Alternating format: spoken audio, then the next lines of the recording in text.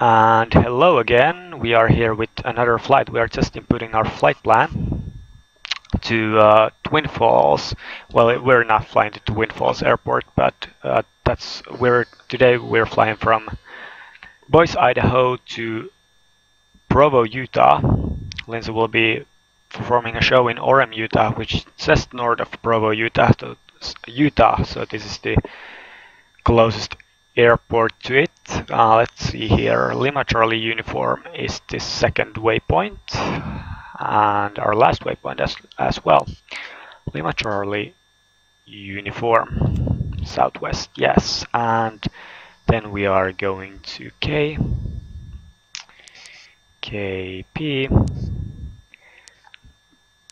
Victor,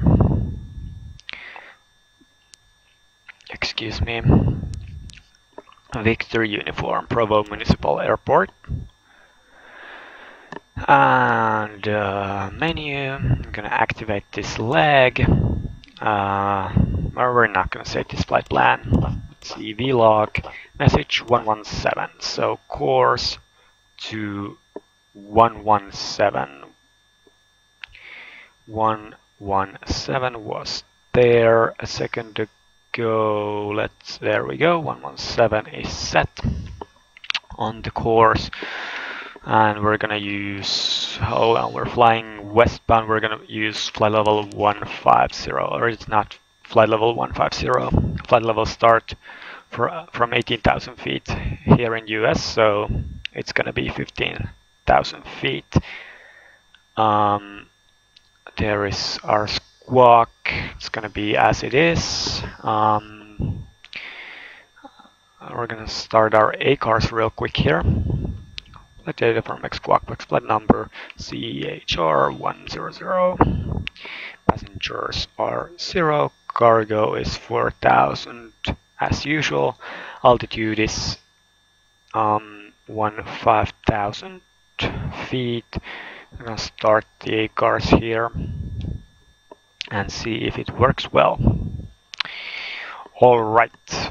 Then what we're gonna do here is that we're gonna view our charts in order to determine where are we actually. So just gonna open up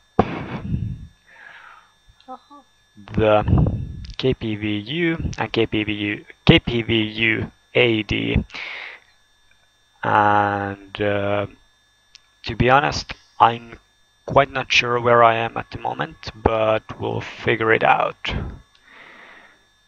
So there is our chart. Runway 31 run up. Hold on. Why am I using KPVU AD? Of course I'm not going to use KPVU AD because we are still in Boise, Idaho. Sorry for that one. Alright, there we go. And Fire Station, Idaho, Department of Aeronautics, General Aviation Parking. I think we are somewhere over there. Let's see from the local map in X-Plane. I'm opening it this way. Yes, and here's another thing I'm going to do to further advance my situational awareness here. I'm gonna rotate it. There we go. And we are right now here in General Aviation Parking. And let's get the weather. Let's get the weather for Boise, Idaho. Just gonna close that one. That meet our KBOI. 100 degrees, 3 knots, 10 stage 2 miles, program 5000, overcast 1000, temperature rate dew point -1, it's pretty cold. 2994 is the pressure. 2994 is set, and remarks, there is nothing special in there. There is nothing special in there. Flight plan, there we go. Alright, and winds were 100 degrees, so we are going to use 10 left for departure purposes, which is excellent choice because we are actually on that side of the airfield or airport. Alright, now let's do this right. beacon on, nav lights on, and let's parking brake is confirmed that it's set, and then let's start this bird. Propeller lever all the way forward, throttle lever is good, and then we start this engine. Wait for this one to raise over 15. 12, 13, 14, 15. And it is exactly 20 over 8 in the morning. 20 past 8. So we are going to release our brakes. Actually, I'm gonna hold my brakes for just a little bit longer. Taxi, lights on, recognition lights on. That's all good. Alright. And flaps are set 17 degrees. Trim is set for takeoff. And let's see, pitot heat on, because that is always needed for some reason. Well, it's standard that they fly with anti-ice on, because we usually fly so high. Yeah, and it's like it's kind of like IFR weather, yet it's still not quite, because Broken is at 5,000 feet, so it's minimal VFR, I would say. Visibility is over 10 miles though. Hold on, yes, 10 statute miles. 10 statute miles. Why is this not moving? I'm gonna increase the thrust in here a little bit, just a hair. There is, yeah, there is the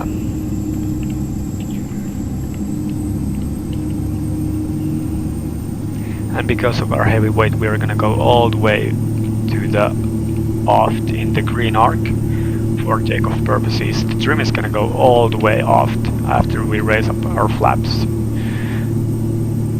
And you know, I don't know if that's good or not, but you know, at least we get a good climb rate. We get sufficient climb rate. I think we could get a little bit better if there would be more room in the trim, but that's alright.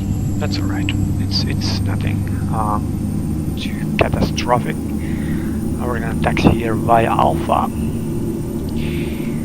Excuse my poor taxi lines. And we are on 122.8, so we're gonna make announcement. KBOI TFC taxi runway 10 left. There we go.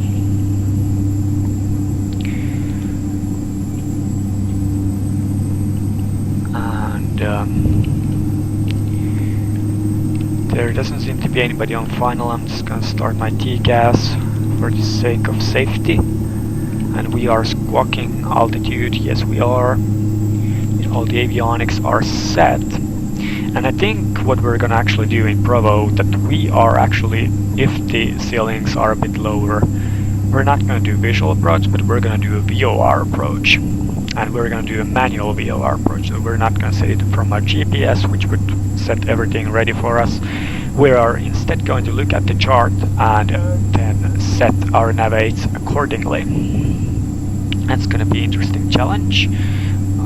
Well, I don't know if it's really a challenge. Oh, there is 10 left, by the way. Hold on. What the heck do I get there? Let's see. I guess I'm just going to go here and take the full length of the runway. Like before the threshold. I don't know if that's even allowed, but whatever. Alright, there's gonna be landing lights, gonna be strobe lights on, recognition lights are on. We don't need cabin lights and not fasten seatbelt lights because we have only cargo. Alright, there is a taxi line and KPVU, TFC. Oh, excuse me, sorry. KBOI TFC. Take off 10 left to the east. There we go. And everything is set. We have flaps set, we have our trim set, we have everything else. Ease the propeller up to the prop governor, and then increase the torque to 3500 or 3500. Yes, 3500. That's approximately there. That's close enough. We have sufficient runway. Our speed is live, 80 knots. There's 100. We're gonna rotate at 110, which is now. And there we go. We have positive rate, but we're not gonna put our gear up just yet because of the fact that we still have runway remaining if we have an engine failure. Now we don't have usable runway anymore. We're gonna put our gear up to get rid of additional drag. And I'm just gonna engage my nav. I'm gonna engage my indicate airspeed mode. Actually, that's pretty perfect as well. I'm gonna set my flaps up.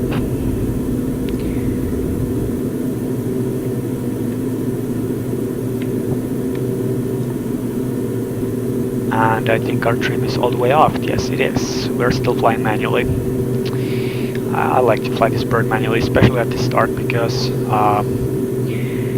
we can climb faster when we can actually pull on the yoke a little bit. We're gonna set our propellers back to 14,000 or 1,400 runs per minute to get some fuel efficiency as well as speed and better performance out of this bird. Outside temperature is 4.8 degrees centigrade, which is 40 degrees in Fahrenheit. There is 5,000 feet. And this is a very straightforward departure. In fact, so straightforward that I'm gonna increase my autopilot and I'm gonna increase engage my yaw damper altitude selector so that we can actually hold the altitude that we have set there, 15,000 feet.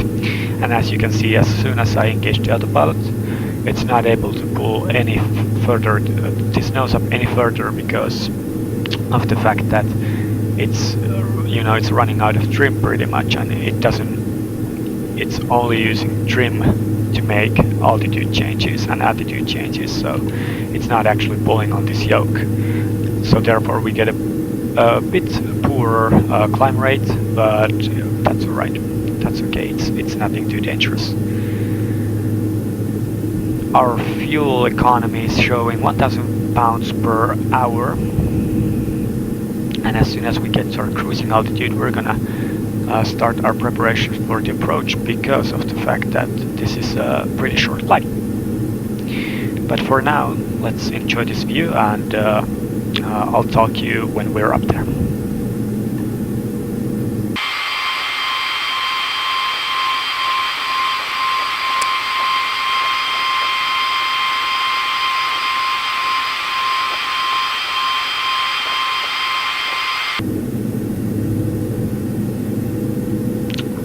And we are approaching 10,000 feet, so we're gonna turn our landing lights off, and as you can see, we have very good ground speed. We have indicate airspeed of 140 knots, but our ground speed is 170, and it is continuously rising, so we can expect a very fast cruise. We have a nice tailwind and very good fuel efficiency, so we can take this torque back quite a bit and still have reasonable cruise speed of what could I throw at you, of 250 knots across the ground. So it's already at 180 almost, and it's going to be way over 180 by the time we get to the cruise level, and then we're going to accelerate as we cruise. So yeah, it's going to be a very fast cruise.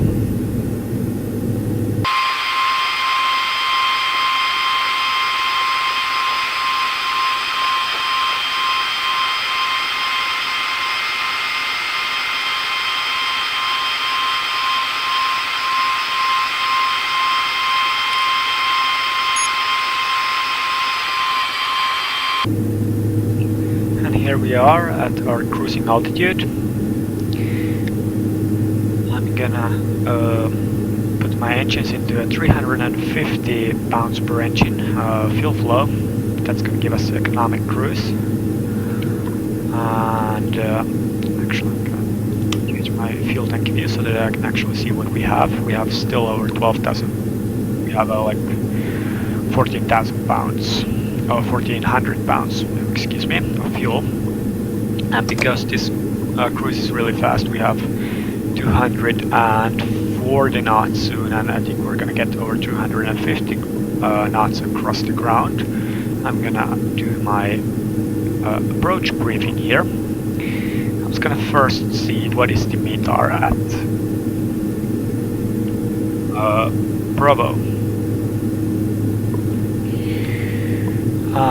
0 knots, so calm winds, 10 stage miles.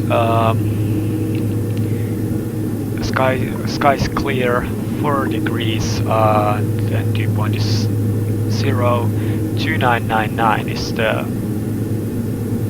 is the altimeter. I'm gonna set that already so that we need to bother about that too much. And there we have 250 knots across the ground as a ground speed. Anyway, now we are going to get to our charts and see. We're gonna do a VOR approach. This is a KPVU. Runway 13, 4,497 feet of elevation. That must be taken into consideration. And runway 13, let's see here. I'm just gonna open. This is KBOI US KPVU.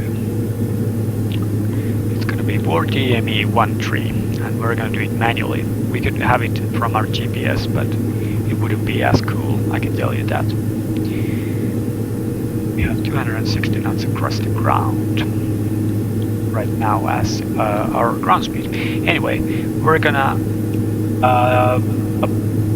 come to the Fairfield FFU VOR, from which we are going to depart on a radial 313 out of the FFU, and then when we are 4 miles out of FFU or 14 out of Bravo VOR, which is here, we're gonna do an arc. So basically what we're gonna fly, we're gonna maintain the 14 miles distance from the Bravo VOR, and we're gonna do some kind of circle. Of course, this is not a circle. It would continue like here, and sometimes arcs are much longer. This is very short arc actually, but this is, you know, this is what we need our DME for. We're gonna do that. We are going to do that at 8,000 feet.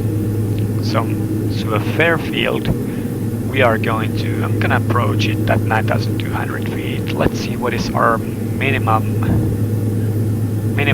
safe altitude. It's 13,200 degrees from here. So that's, we don't want to get lower, you know, within 20 miles of the PVU. But we're gonna come to the Fairfield at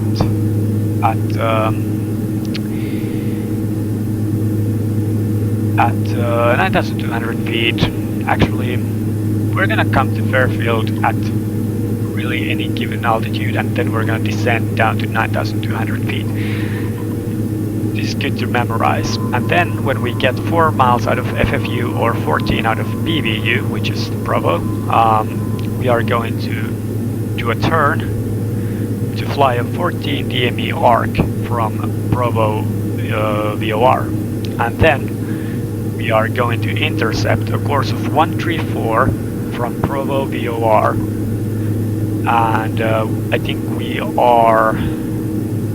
might just have a localizer or a glide slope with this one too, but that kind of varies. This is VOR DME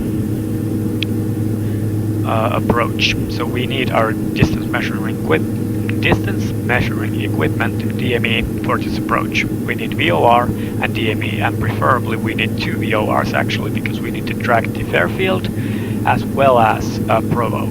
So now let's set our navites in X-plane. What I'm going to do is that into my secondary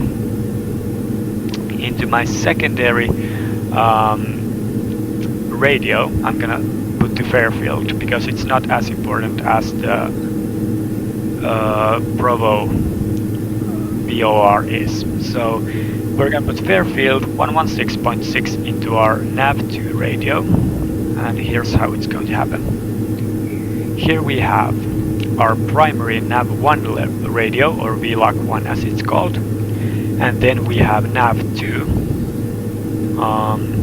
Here we have nav, and it's actually nav2. So 116 decimal, what was it? 116.6. Alright, it's in there already actually, so we don't need to even do anything. That's great. Then we are going to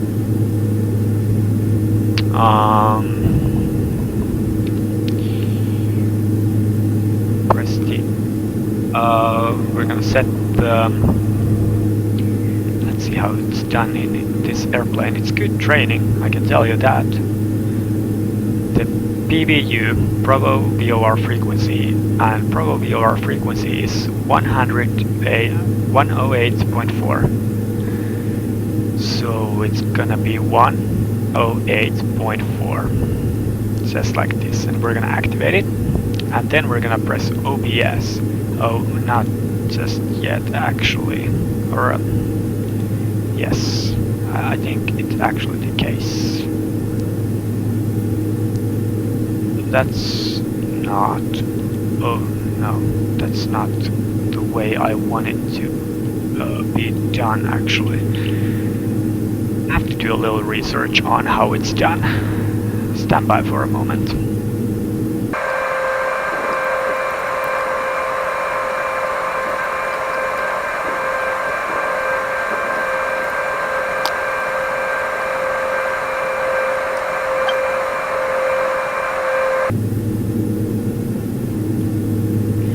Looks like we couldn't figure it out really, but I'm just trying to figure it out myself. The nav2 the radio, that is the thing that is actually the thing that I don't know how to set in this airplane. I know I can set the OBS from here, but I do not know how do I set nav2 and where the nav2 needle is even shown. nav2 needle, I think it's actually in here, but this is VOR1. Oh, there we go. Yeah, now I got it. So there we have our VOR needles. So there's VOR1 needle. We're gonna set our course for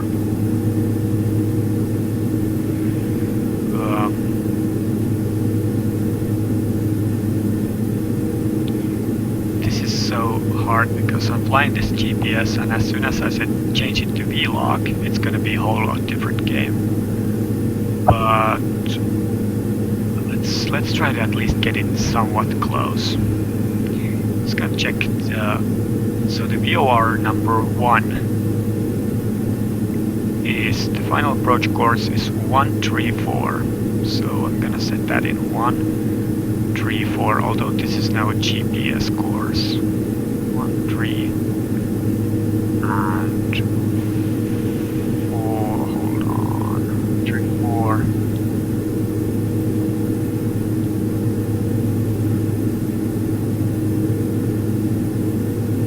Let's see if we can, this is VOR2. VOR2. Alright, hold on. So what is this ADF1? VOR1 132 is now set.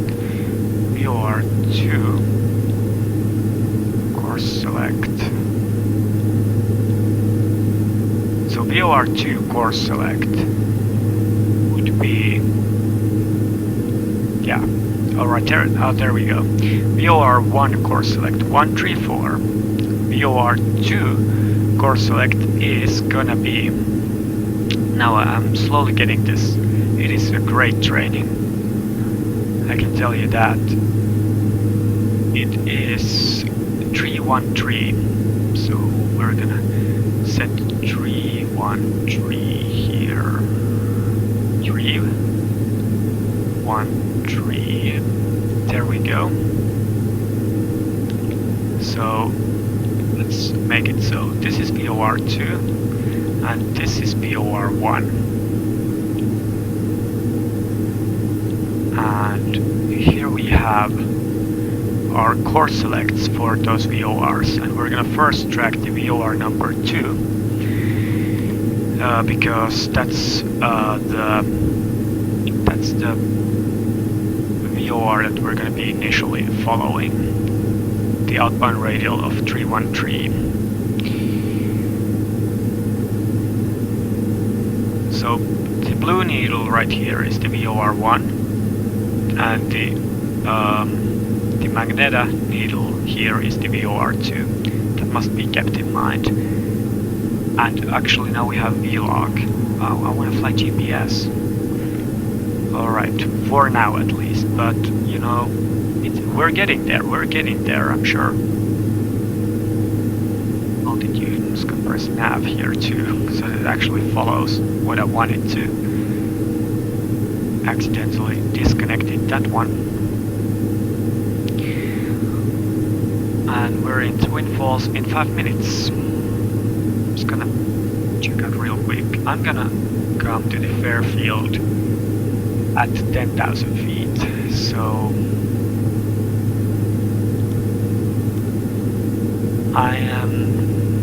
here's what I'm gonna do. I'm gonna select the approach, the VOR13 approach, and favor FFU. Yes, there we go.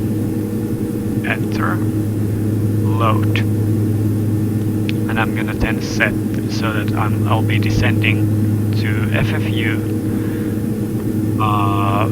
or to 10,000 feet, or I'm going to be at 10,000 feet at FFU, but I'm not gonna actually use that other than for VNAV purposes, but I'm gonna fly the approach itself manually. Set course to 118. No, I don't. But we're getting there. I think we got it. I think we pretty much got it. We only have 5,000 feet descent, so it's not a whole lot. We can start our descent late, or not necessarily late, but we don't need to start it right away, at least. I think we have everything set for this VOR approach. And now let's wait till we get to good point.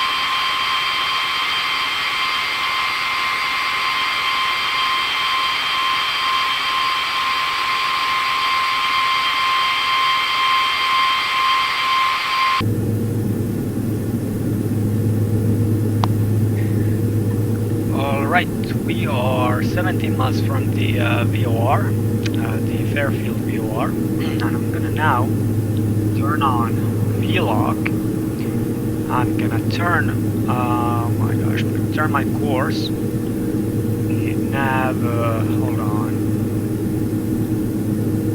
VOR2 course. I'm gonna turn it until we are flying direct towards the VOR. And when we get closer to the VOR, I'll be engaging a heading mode. I'll be setting it to 064. When we get approximately, we are now 50 miles out of the VOR.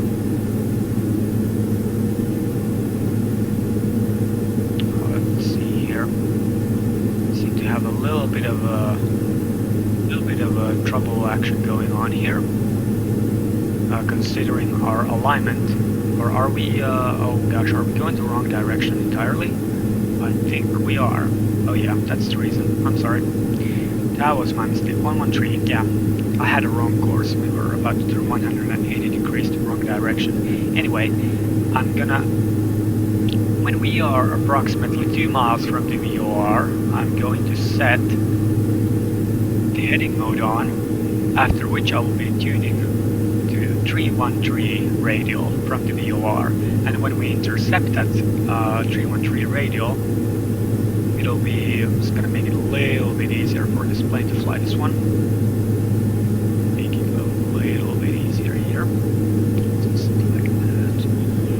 You know, just need to turn so much.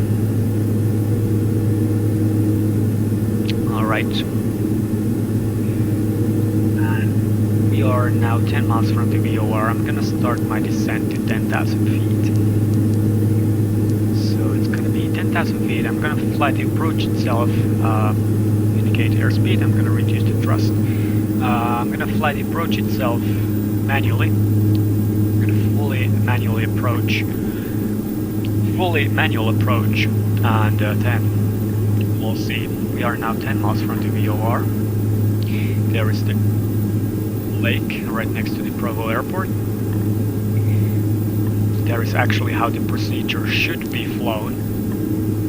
We're gonna do a little bit of a shortcut there because otherwise it's not excuse me, it's not gonna work.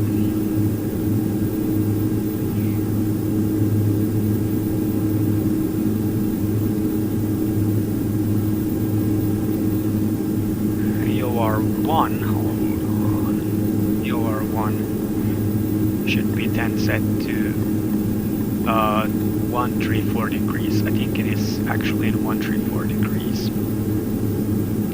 Well, we are 5 miles from the VOR soon, and when we get to, I'm just gonna call it 3 miles. I'm gonna actually reduce my thrust a little bit more. I'm gonna call it 3 miles, and when we get to 3 miles, I'm gonna turn the heading mode on. I'm gonna disengage the nav mode, you know, by turning on the heading mode. Surprise! And then I'm gonna let fly that heading, and during that one, I'm gonna set the course to 313 on the nav2 needle, which we are already here. We are now tracking on the nav2 needle. And as soon as we get that one, we're gonna start measuring when we are 4 miles out from the FFU on outbound radial. You see it's getting more sensitive as we get closer to it. On an outbound radial, and when we get to 4 miles, we're gonna switch to nav1, and then we're gonna fly this arc. There is 3 miles. I'm gonna call heading now. I'm gonna turn my course to 313. Course 313. I'm gonna actually turn the heading a little bit more here. I'm gonna put the nav to a standby so that when we intercept it, we'll be able to, yeah, now it's back in nav. We are just intercepting the course in here. We're gonna push the altitude select, and I'm gonna descend down to 9,200 feet.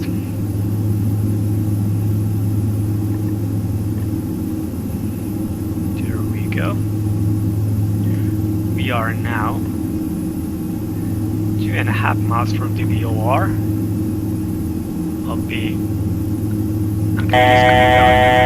It's gonna be a whole lot of harder this way, but I always like challenging myself. I'm gonna put the propeller all the way forward, so I don't need to mess with that one.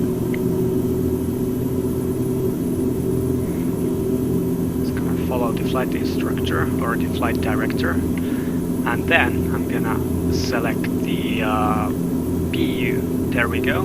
And when we get to that, it is 134. Everything is fine. I'm not gonna follow that one. I'm gonna follow the 4DME arc.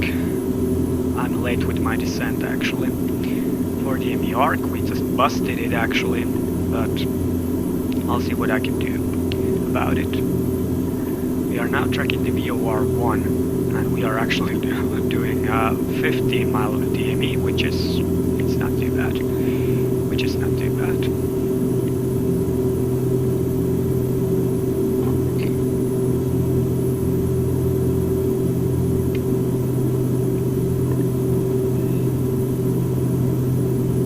This is the way to go. And now we wanna just slight bank. There is so much to take control of and take care of. We are now closing the VOR, which is not bad because we should be flying 40-mile DME anyway, but we're going to do a slight turn in here, as you can see. Just a slight turn. The airport is over there, and we're just going to wait till we intercept it at approximately 90-degree angle, and then we're going to follow the localizer for approach. And I think we might just have a glide slope in this one too. Have nav on here. Hope that's gonna change the course. Select this VOR1. Yes, it is. Go. So we're now flying the arc, and we are getting to 9,200 feet. I don't actually remember if we should be at 9,200 feet at this point, but I'm just gonna call it that way. Oh, we are actually flying really slow. That is dangerous. I didn't notice that one. There is so much to take control or take care of. I mean, I'm gonna put gear down. Gear down. This is a lot of work. Alright, we are intercepting the localizer. And I'm gonna close this one. And I'm just gonna maintain a visual approach from here on. Oh gosh, we are so slow. I wanna increase my altitude quite a bit here. Let's see if there are any other golden rules of thumb. I can't see that one right now, I'm sorry. There's enough to take care of with flying this bird already. There doesn't seem to be a glide slope in this VOR approach, but on some VOR approaches it actually is happening that way. And I'm actually going to follow the flight director instructions.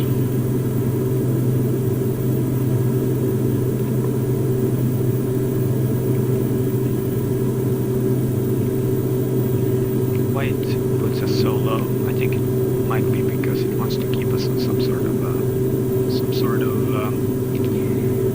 glide slope, but we'll see later on when we get the airport inside. There we go. We have the final approach about here, and we are 12 miles from the airport approximately. 12 miles from the airport. I actually see the airport already. I'm just gonna follow the flight director instructions as far as maintaining, and 6,200 is our next speed or altitude. So 6,200 and 6,200 feet is at I don't know, 6.2 miles from the VOR. 6.2 miles from the VOR, 6,200. So I'm just going to descend to 6,200 feet, and I'm going to maintain that until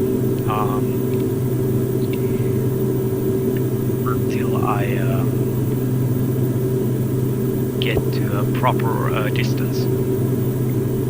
But this is the thing, when you're flying manually and you're flying like VOR approach like this one, you have to be really precise with everything and you can easily mess up. There is so much to take care of, there is so much to do, like multitasking and stuff like that. And with single pilot operations, that is pretty hard to do it simultaneously. So it's very good to train in these kind of VFR conditions, so that when we someday are going to do this, and we are going to do this, I can tell you that, with, was it 6,800? Hold on.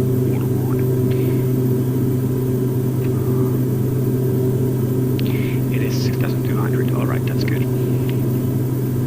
When we are going to do this in soaked in IFR, in a soups, you know, in the clouds later, you know, we have to have this game, you know, in our hands, because otherwise we're going to screw it up real bad, I can tell you that.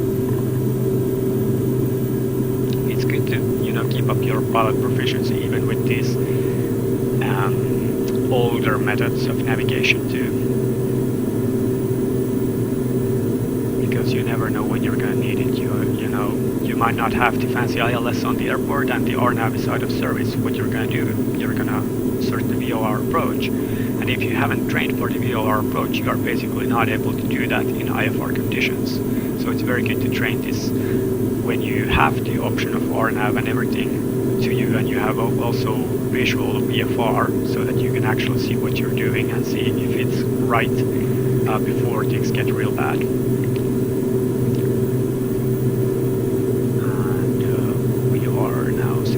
I'm going to extend full flaps. I'm going to start descending here on a glide slope, and I'm going to get my eyes out. I'm going to get my eyes out and follow the precision approach lights to white and to red. It means that I'm on a glide path. 3 or more reds means I'm below the glide path, and 3 or more whites means I am above the glide path. We're getting below the glide path, so we want to pull the nose up a little bit while making sure that we don't lose airspeed.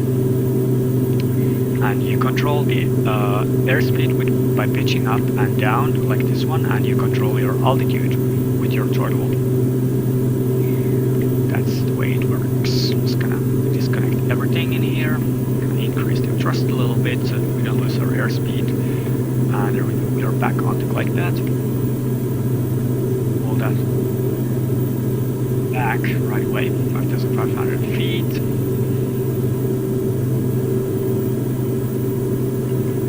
So far so good. Approach is stable. We are established on the localizer. Very well. It's going to be visual approach from here pretty much. We are getting a little bit high here, so it's going to decrease. Oh, we're actually getting pretty low. Sorry, that was misjudgment, but that's why you have the PAPI lights, precision approach path lights. Minimums. And there are our minimums. Everything is clear, runway is clear. We didn't actually make any traffic announcements, but that's alright. There is no traffic inside. 500. And we actually also forgot our landing lights, but it's too late at this point.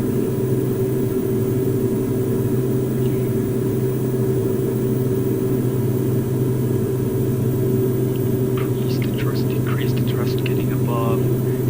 I don't think like that. Very nice. Approach speed 120. I'm just going to trim it a little bit slower. There comes the warning. There is our approach speed 120. And there is our center line for runway 13. 5 knots of wind. Gotta keep that in mind. There we go. Reverse. Engage. And now I'm gonna exit that ramp or that intersection just now. Exit from this